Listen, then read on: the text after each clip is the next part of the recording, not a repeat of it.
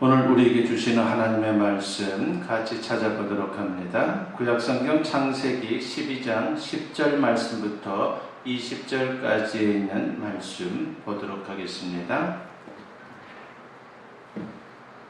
찾으신 줄 알고 제가 봉독해 올립니다.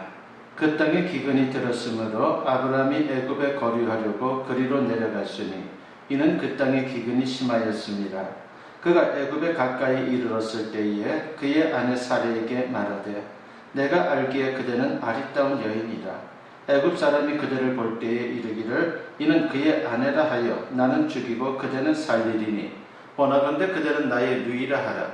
그러면 내가 그대로 말미암아 안전하고 내 목숨이 그대로 말미암아 보존되리라 하니라. 아브라함이 애굽에 이르렀을 때에 애굽 사람들이 그 여인이 심히 아리따움을 보았고 바로의 고관들도 그를 보고 바로 앞에서 칭찬하므로 그 여인을 바로의 궁으로 이끌어 들인지라. 이에 바로가 그로 말미암아 아브라함을 후대함으로 아브라함이 양과 소와 노비와 암수 나귀와 낙타를 얻었더라. 여호와께서 아브라함의 아내 사레의 일로 바로와 그 집에 큰 재앙을 내리신지라. 바로가 아브라함을 불러서 이르되 네가 어찌하여 나에게 이렇게 행하였느냐? 네가 어찌하여 그를 네 아내라고 내게 말하지 아니하였느냐? 네가 어찌 그를 누이라 하여 내가 그를 데려다가 아내를 삼게 하였느냐? 네 아내가 여기 있으니 이제 데려가라 하고 바로가 사람들에게 그의 일을 명하매 그들이 그와 함께 그의 아내와 그의 모든 소유를 보내었더라. 아멘. 오늘 이 말씀을 가지고 믿음, 영의 눈을 뜨는 것이라고 하는 제목으로 여러분과 같이 은혜를 나누고자 합니다. 많은 분들이 축복에 대한 기대를 가지고 교회에 나오고 신앙생활을 합니다. 그런데 교회에 나오긴 했지만 여전히 삶의 문제가 해결되지 않고 자신의 삶 역시 별로 달라지지 않는 것을 보면서 사람들은 내가 괜히 예수를 믿었나 라고 하는 그러한 질문 앞에 서곤 합니다. 또 어떤 분들은 교회에 나오면서 어려운 문제가 생기면 이렇게 생각을 하죠. 종교를 바꾸면 안 좋다고 하더니 혹시 내가 종교를 바꿔서 이런 어려움을 당하나 라고 그렇게 생각하면서 그 가운데 많은 사람들이 교회를 떠납니다. 여러분은 어떻습니까? 교회에 나왔지만은 여전히 삶의 문제가 해결되지 않아서 예수님을 믿는 것을 후회하신 적은 없는지 모르겠습니다.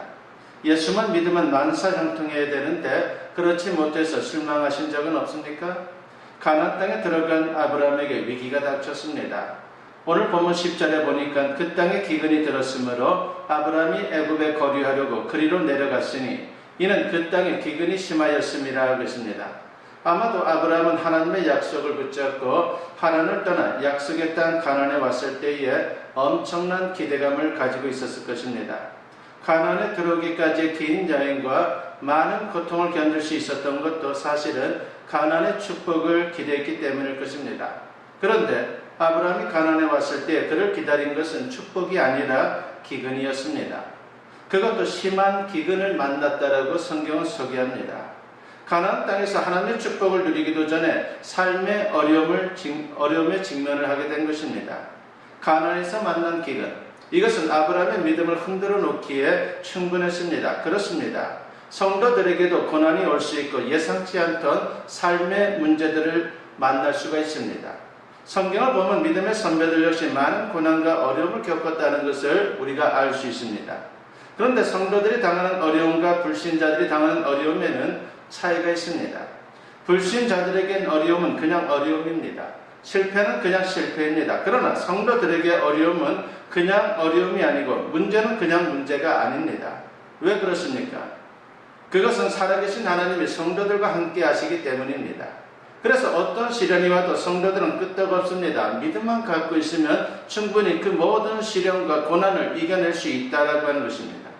특별히 고린도전서 10장 13절에서 사도 바울은 이런 말씀을 합니다. 사람이 감당할 시험 밖에는 너희가 당한 것이 없나니 오직 하나님은 미쁘사 너희가 감당하지 못할 시험 당함을 허락하지 아니하시고 시험 당할 즈음에 또한 피할 길을 내사 너희로 능히 감당하게 하시느니라 하고 있습니다. 모든 시험은 우리가 다 감당할 수 있다는 것입니다. 감당할 수 없으면 하나님이 막아주시고 피할 길을 열어주신다고 또한 말씀을 합니다. 어떤 의미에서 고난은 하나님이 성도들을 새롭게 하는 방법 중에 하나입니다. 성도들은 고난을 통해서 기도를 배우게 되고 하나님을 더 의지하는 법을 배우게 됩니다. 즉 고난을 통해 새로운 은혜들을 체험할 수 있는 그런 기회를 맞이하게 되는 것이죠. 청바지를 아실 것입니다. 옛날에는 청바지가 얼마나 인기가 좋았는지 몰라요. 제가 20대만 하더라도 젊은이들은 많은 경우에 청바지를 입는 것을 언제나 어떻게 보면 생활의 한 부분, 아주 중요한 것으로 그렇게 여길 정도였습니다. 그런데 청바지를 처음 만든 사람은 독일계 미국인 리바이스 스트라우스라고 하는 분입니다. 청바지 회사 중에 리바이스라고 하는 회사가 있죠. 그게 바로 이 사람이 세운 회사입니다. 그는 본래 천막천을 만드는 사람이었습니다. 1930년대 미국 서부에 골드러시가 일어나면서 많은 사람들이 그리로 몰려들었습니다. 손쉬운 주거지를 만들다 보니까 곳곳에 천막이 세워지게 됩니다. 그러면서 스트라우스는 독특한 재미를 보게 됩니다. 그러던 어느 날 한 군납업자가 그를 찾아와서 대형 천막 10만 개 분량의 천을 주문합니다. 얼마나 큰 주문입니까? 10만 개의 천막을 만들기 위해서 주문을 했으니까 그는 엄청나게 놀랐을 것입니다. 뜻밖의 큰 행운을 잡은 스트라우스는 빚을 내서 공장과 직공을 늘리고 밤낮 공장을 가동하면서 생산에 박차를 가했습니다. 그렇게 해서 3개월 만에 주문받은 전량을 만들어냅니다. 그런데 문제가 생겼습니다. 철석같이 믿었던 군납의 길이 막히고 만 것입니다. 그러니 빚 독촉에 임금 독촉에 시달릴 수밖에 없었습니다. 사는 게 아닌 그런 상황이 되고 만 것이죠. 고민하던 그는 그저 기도할 수밖에 없었습니다. 주님이 간섭하시고 주님이 도와주시지 않으면 이대로 망할 수밖에 없는 그런 상황이 된 것입니다. 바로 그런 가운데에 어느 날 놀라운 광경을 그는 목격하게 됩니다. 금강의 강부들이 옹기종기 모여 앉아서 해진 바지를 깨먹고 있는 것입니다. 그때 번개처럼 스치는 생각이 있었습니다. 질긴 천으로 바지를 만들면 좋겠다라고 하는 그런 생각이 든 것이죠. 그래서 그는 산더미처럼 쌓여있던 천막천으로 바지를 만들기 시작합니다. 이 바지가 바로 청바지입니다. 선을 보이자마자 강부들뿐만이 아니라 일반인들에게까지 불티나게 팔려나가기 시작했습니다. 그렇습니다. 고난을 통해 우리는 하나님의 사랑을 더 깊이 경험하게 되고 삶의 문제 앞에서 기도를 배우게 되는 것입니다. 또 고난을 통해 우리의 모난 성격들이 다듬어지고 하나님의 성품을 닮아가게 됩니다. 그렇습니다. 성도들의 고난에는 하나님의 놀라운 뜻이 있다라고 하는 것입니다. 그런 의미에서 가나안 땅에 들어온 아브라함이 기근을 만난 것은 하나님께서 아브라함에게 믿음을 가르치는 중요한 통로였다라고 말할 수가 있습니다. 그렇다면 기근을 만난 아브라함이 어떻게 반응을 해야 합니까? 성도는 어려움을 만나면 기도해야 하고 고난을 통해 말씀하시는 하나님의 음성을 들어야 합니다. 이것이 바로 믿음으로 반응하는 것이죠. 그런데 성경을 보면 그 어디에도 그 어려운 가운데에 아브라함이 기도했다라고 하는 그런 말씀은 없습니다. 아마도 아브라함은 기도 대신에 염려하고 고민했던 것 같습니다. 어떻게 하면 살 길이 있을까? 어디에 가야지 우리 가족이 굶지 않고 살아갈 수 있을까라고 하는 그런 생각만 했던 것 같습니다. 그러다가 내린 결론이 기근이 없는 애굽으로 도망가는 것이었습니다. 이것은 믿음의 결정이 아닙니다. 단지 문제를 피하겠다는 것이죠. 그는 아직 믿음의 사람이 아니었습니다. 그러다 보니 본능적으로 인간적인 방법을 택하게 된 것입니다. 그런데 중요한 것은 삶의 문제는 피한다라고 해서 피해지는 것이 아닙니다. 문제를 피하는 것은 오히려 더 큰 문제를 만날 수가 있습니다. 아브라함이 기근을 피해 애굽으로 내려갔지만 그곳에서 더 심각한 문제를 만나게 됩니다. 전혀 예상치 못한 문제였습니다. 아마도 아브라함의 아내 사레는 미인이었던 것 같습니다. 그래서 그는 아내를 빼앗길까봐 고민이 되었습니다. 고민하던 아브라함에게 기발한 아이디어가 떠올랐습니다. 그것은 자기 아내 사레를 누이라 속이는 것입니다. 그러면 아내 때문에 자기는 살 수 있을 것이다라고 그렇게 생각한 것이죠. 성경은 아브라함의 이런 치졸한 모습을 적나라하게 보여줍니다. 그런데 인간적인 방법은 완전한 해결책이 아닙니다. 아니나 다를까 아브라함이 그렇게 염려했던 일이 벌어지고 말았습니다. 본문 14절과 15절에 보니까 아브라함이 애굽에 이르렀을 때에 애굽 사람들이 그 여인이 심히 아리따움을 보았고 바로의 고관들도 그를 보고 바로 앞에서 칭찬함으로 그 여인을 바로의 궁으로 이끌어 들인지라고 있습니다. 원래 아브라함의 계획은 아내 사레를 빼앗기는 것이 아닙니다. 아내 사레 때문에 자기가 사는 것입니다. 그런데 자기 생각대로 된 것이 아니라 오히려 바로에게 아내를 빼앗기고 말았습니다. 인간적인 방법은 이렇게 어리석습니다. 기근을 피해 애굽에 온 아브라함은 이제 아내를 빼앗기고 가정이 깨질 그런 위험한 상황에 놓이게 된 것입니다. 이때 아브라함이 할 수 있는 것은 두 가지 방법밖에 없을 것입니다. 첫 번째는 목숨을 걸고 아내를 지키는 것입니다. 그리고 두 번째는 아내를 빼앗기고 살아남는 것이죠. 그러나 이 두 가지 방법 중에 어느 것도 아브라함에게는 답이 아니었습니다. 정말 아브라함에게는 답이 없었습니까? 참으로 그러한 아브라함의 한심한 모습, 답답한 모습을 볼 때에 그가 어떻게 믿음의 사람인가라고 하는 생각이 들 수밖에 없습니다. 참으로 그런 절망적인 상황에서 그는 그 어떤 답도 내릴 수 없는 그런 모습이 되고 말았습니다. 결국 그는 어쩔 수 없이 아내를 내주고 맙니다. 대신 아브라함은 바로 왕으로부터 많은 선물을 받았습니다. 선물을 받은 아브라함이 좋았겠습니까? 절대로 아닙니다. 아브라함의 마음이 얼마나 비참했겠습니까? 그런데 성경은 여기서 끝나지 않습니다. 하나님은 성도들의 삶이 비극으로 끝나도록 내버려두는 그런 분은 아닙니다. 이때까지만 해도 아브라함은 하나님을 까맣게 잊고 있었던 것입니다. 자기를 갈대에 우르에서 불러내시고 가나안에 오게 하신 하나님을 생각조차 하지 않았습니다. 그런데 아브라함은 하나님을 잊었지만 하나님은 아브라함을 잊지 않았다는 것입니다. 하나님은 아브라함이 고민했던 두 개의 가능성이 아니라 제3의 가능성으로 이 일에 개입하십니다. 그렇다면 하나님이 어떻게 이 일에 개입하신 것입니까? 사레를 바로의 궁으로 데려온 그날 밤 바로와 그 집에 재앙이 임한 것입니다. 본문 17절 말씀을 보니까 여호와께서 아브라함의 아내 사레의 일로 바로와 그 집에 큰 재앙을 내리신지라고 했습니다. 바로는 자기에게 미친 재앙이 사레 때문인 줄 알게 되었고 사레가 아브라함의 아내인 것도 알게 되었습니다.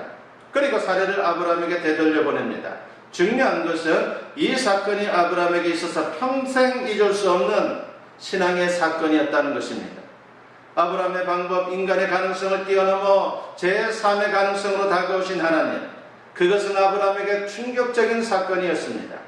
믿음이란 무엇입니까? 믿음이란 영적인 눈을 뜨는 것입니다. 그 믿음으로 눈에 보이지 않는 하나님을 알고 하나님의 역사를 인식하는 것입니다. 그런데 영적인 눈을 달리 말하면 입체적인 시각이다라고 말할 수가 있습니다.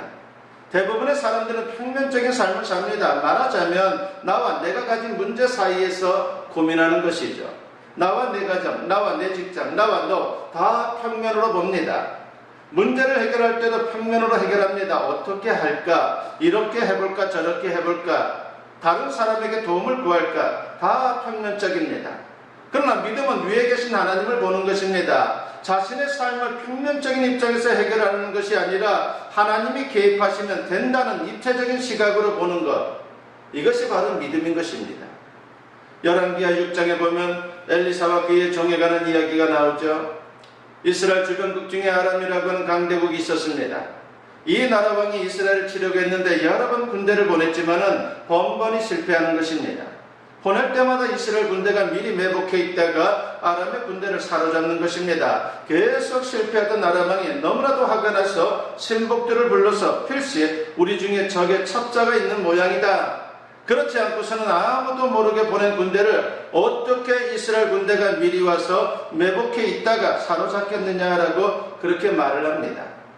그러자 신하 중에 하나가 왕이여 그렇지 않습니다. 첩자가 있는 것이 아니라 이스라엘에는 엘리사라고 하는 선지자가 있는데 그가 왕이 하는 말을 다 듣습니다.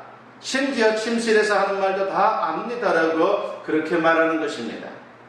그러자 아람 왕은 이스라엘을 치기 전에 우선 엘리사를 죽여야겠다라고 생각하고 군대를 엘리사가 있는 도단성으로 보내게 됩니다. 그날 밤 수많은 아람 군대가 도단성을 에워쌉니다. 이튿날 아침에 엘리사를 섬기는 종이 아람 군대가 도단성을 포위한 것을 보게 됩니다. 종은 너무나도 놀라서 엘리사 선지자에게 뛰어가서 내 주여 우리가 어찌하리이까라고 그렇게 말을 합니다.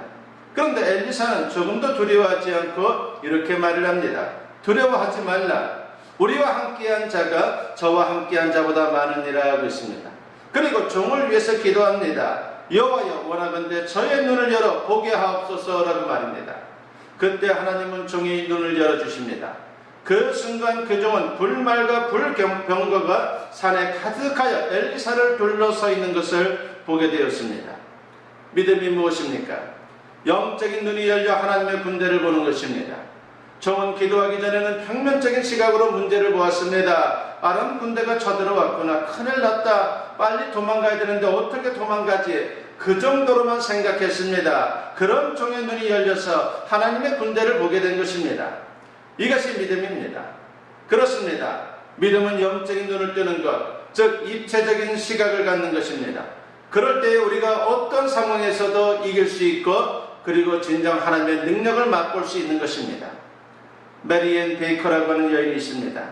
이 여인에게는 큰 불행이 닥쳐왔는데 그것은 아버지와 어머니 그리고 남동생이 차례로 같은 병으로 죽어갔습니다.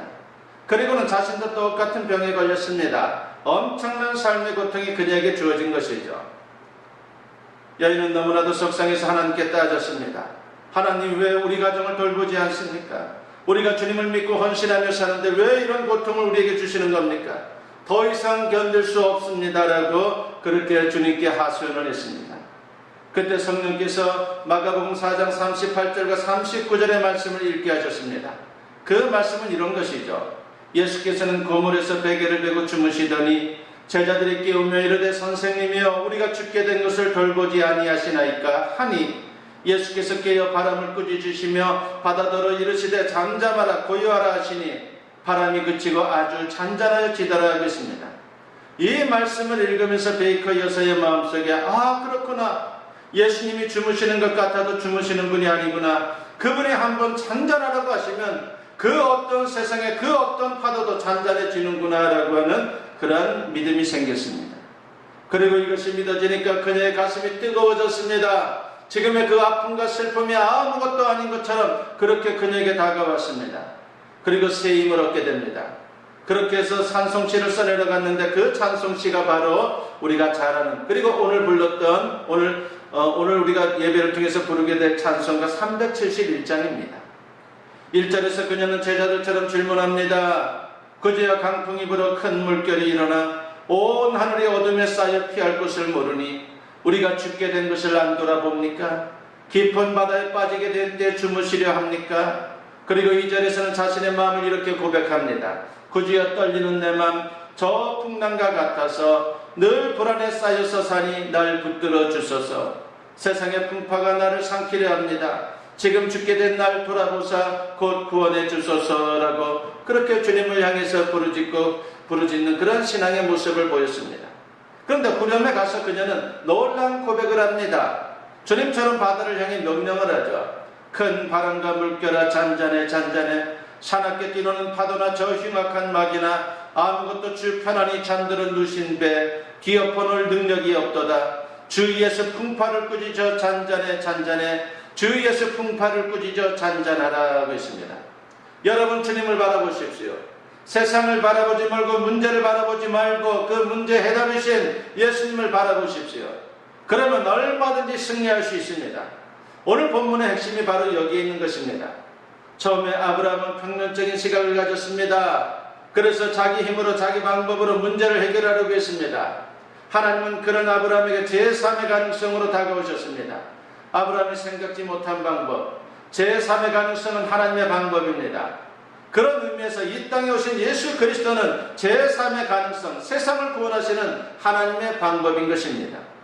우리는 우리 힘으로 죄와 죽음의 문제를 해결할 수 없고 우리에게 닥쳐오는 저주와 운명을 이길 수 없습니다. 아무리 고민하고 애를 쓰고 노력해도 우리가 해결할 수 있는 문제가 아닙니다. 평면적인 시각으로 인생을 보면 세상 어디에도 답이 없습니다. 그래서 하나님은 제3의 가능성, 제3의 방법으로 구원자 예수 그리스도를 이 땅에 보내주신 것입니다. 그러므로 영적인 눈이 열려 입체적인 시각으로 사물과 사건을 볼 수 있어야 합니다. 평면적인 시각을 가지고 나와 문제만 보지 말고 눈을 들어 하나님을 바라보아야 합니다. 힘든 일이 있습니까? 절대로 절망하지 마십시오. 하나님은 살아계십니다. 해결되지 않는 문제가 있습니까? 그 문제 너머에 살아계신 하나님이 우뚝 서 계신다라고 하는 것을 분명히 믿어야 합니다. 그래서 어떤 삶의 문제에서도 넉넉히 승리할 수 있는 저와 여러분 모두 될 수 있기를 주님의 이름으로 간절히 축원합니다. 기도드립니다. 사랑과 은혜가 충만하신 아버지 하나님 감사합니다. 오늘도 아브라함을 통해서 우리에게 귀한 도전과 은혜를 주시니 감사합니다. 아버지 하나님이시여 평면적인 시각을 갖지 않게 하시고 아버지 하나님의 놀라신 그 말씀과 같이 영적인 눈이 열려서 입체적인 시각으로 주님 바라보면서 모든 상황들을 이겨나갈 수 있는 하나님의 사람들 다 되게 하여 주시옵소서. 그래서 굳건한 믿음으로 더욱더 주님의 거룩하신 뜻을 이루어가는 우리 모두가 되게 하여 주시옵소서. 감사드리옵고 예수님의 이름으로 기도드리옵나이다. 아멘. 축복 기도드립니다.